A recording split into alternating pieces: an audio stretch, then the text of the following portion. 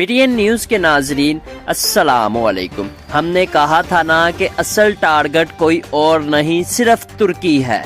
जी हाँ, गैर मुल्की ताकतों ने तुर्की के खिलाफ कार्रवाइयां तेज करते हुए साल 2023 से कबल ही तुर्की की तबाही का मंसूबा बना लिया।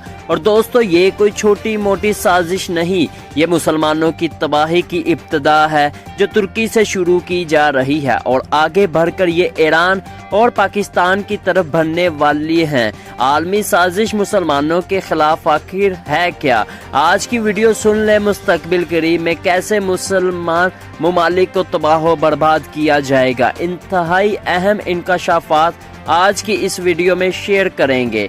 दोस्तों, वीडियो में आगे बढ़ने से कबल अगर आपने अभी तक PTN न्यूज को सब्सक्राइब नहीं किया तो पहले सब्सक्राइब करें और बेल आइकॉन को क्लिक कर लें ताकि नई आने वाली वीडियोस आपको बर वक्त मिलती रहे। हमने पहले भी कहा था कि गैर मुल्की ताकतें किसी सूरत भी पाकिस्तान तुर्की को मुस्लिम उम्मा का इत्तेहाद बनने नहीं देंगे। इसके लिए वो नित नई चालें चलते आ रहे हैं। अब सिहोनी ताकतें खुलकर मुसलमानों के खिलाफ मैदान में आ गई। जी हाँ दोस्तों, अब 2023 से कबल मतलब खिलाफत उस्मानिया के 100 साला मुआहदे खत्म होने से कबल ही तुर्की के गिर्द घेरा तंग करना शुरू कर दिया है। जंग अजरबैजान और आर्मीनिया के दरमियान शुरू हुई तो ये बात तुर्की तक जा पहुंची, क्योंकि असल टारगेट तुर्की ही था। तुर्क सदर ने डरने वाले नहीं हैं, उन्होंने भी इसराइल के खिलाफ दबंग ऐलान कर दिया है। खिलाफत उस्मानिया की बहाली का ऐलान कर दिया है। उर्दवान ने दबंग अंदाज में आलमी ताकतों को पैगाम दे दिया है कि यरूशलेम हमारा है। उर्दवान ने बड़ी पार्लियामेंट में पहली दफा खिलाफत उस्मानिया बनाने का ऐलान करके जहां इसराइल अमेरिका के पैरों तले जमीन निकाल दी, वहीं पर अरब ममालिक भी सर पकड़कर बैठ गए।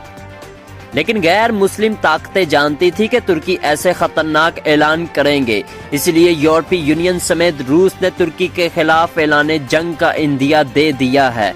यूरोपीय यूनियन ने खबरदार किया है कि तुर्की की जानिब से यूनान के साथ तवानाई के वसाइल और समुद्री सरहदों के तनाज़े के हवाले से इश्तियाल अंगेजी और दबाव की वजह से वो तुर्की पर पाबंदियां आयद कर सकते हैं।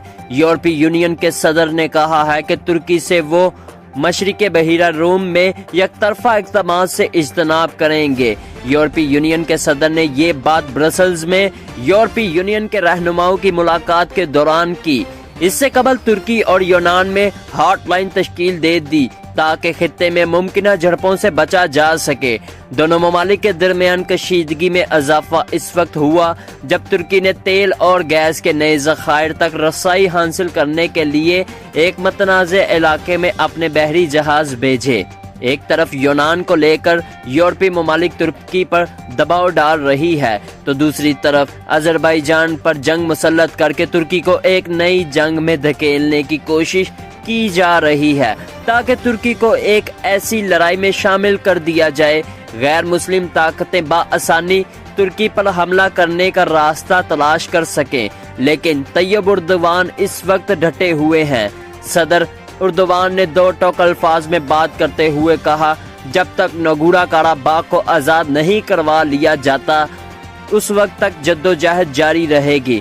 सदर उर्दवान ने कहा कि कराबाख का मसला हल होने तक आर्मीनिया ने एक बार फिर से अजरबैजान पर हमला कर दिया है, लेकिन इस बार इन्हें गैर मुतवक्का नतीजे का सामना करना पड़ा।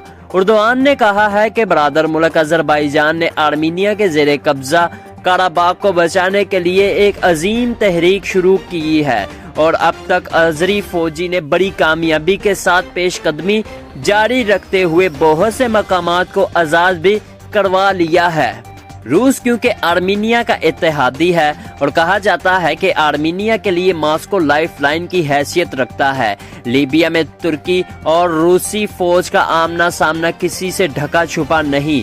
अब रूस चाहता है कि तुर्की आर्मीनिया जंग में ना कूदे और अगर ऐसा तुर्की करेगा तो इसको रूसी फौज के मुज़ाहमत देखने को मिलेगी।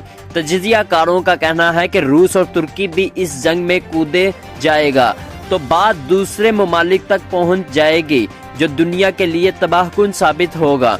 मॉस्को का कहना था कि वो दोनों पड़ोसी ममालिक آذربائیجان اور آرمینیا کے وزیر خارجہ کی ملاقات کرانے کے لیے تیار ہیں۔ ماسکو نے ترکی پر الزام لگاتے ہوئے کہا کہ متعدد علاقہ کارا باغ میں فوجیوں اور دہشت گردوں کا استعمال نہ کرے۔ ان کا کہنا تھا کہ ہمیں یہ اطلاع ملی ہے کہ لیبیا سے جنگجوؤں کو کارا باغ منتقل کیا جا رہا ہے۔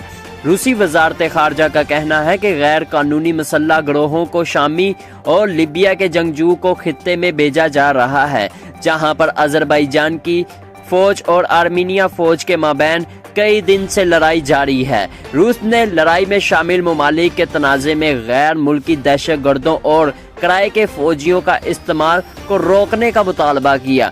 شامی حزب اختلاف کے ذرائع نے رائٹرز کو بتایا کہ ترکی آذربائیجان کی حمایت کے لیے شامی حزب اختلاف کے جنگجو بھیج رہا ہے تاکہ ترکی اور آذربائیجان نے اس کی تردید کر دی۔ دوسری طرف یورپی یونین نے ترکی کو دھمکی دیتے ہوئے کہا کہ یورپی یونین ترکی کے ساتھ ایک مثبت اور تعمیری رشتہ چاہتا ہے اور یہ ترکی کے مفاد میں ہے۔ اگر ترکی باز نہ آیا تو اسے نتائج بھگتنے کے لیے تیار رہنا ہوگا۔ یورپی ممالک نے کہا ہے کہ ہم توقع کرتے ہیں کہ ترکی اب یک طرفہ اقدامات نہیں کرے گا۔ اگر ترکی نے ایسا دوبارہ کیا تو یورپی یونین اپنے پاس موجود تمام آلات اور طریقوں کو استعمال کر سکتا ہے۔ ہمارے پاس ایک ٹول باکس ہے جسے ہم فوراً استعمال کر سکتے ہیں، لیکن طیب اردوان ڈرنے والا نہیں ہے۔